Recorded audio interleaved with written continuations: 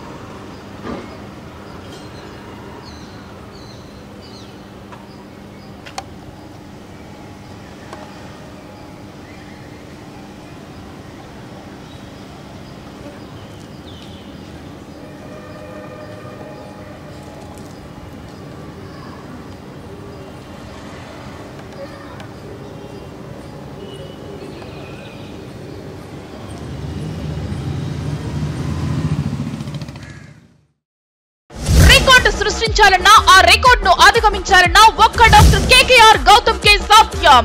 2024 IIT JEE mains లోను SSC పరీక్ష ఫలితాల్లో doctor KKR Gautam school number 1 నిరూపించాం.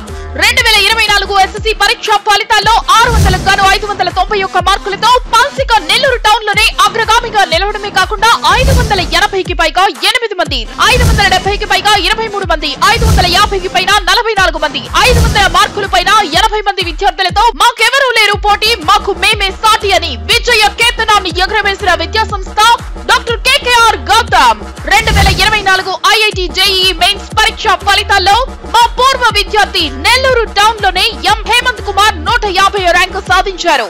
అందుకే ఎగ్జామ్స్ ఏదైనా రిజల్ట్స్ లో మాత్రం కేకేఆర్ గౌతమ్ నంబర్ 1. ఎల్కేజీ నుంచి 9వ తరగతి వరకు అడ్మిషన్ జరుగుతున్నవి. సంప్రదించండి doctor KKR Gautam school, Magunta layouts, Nellore.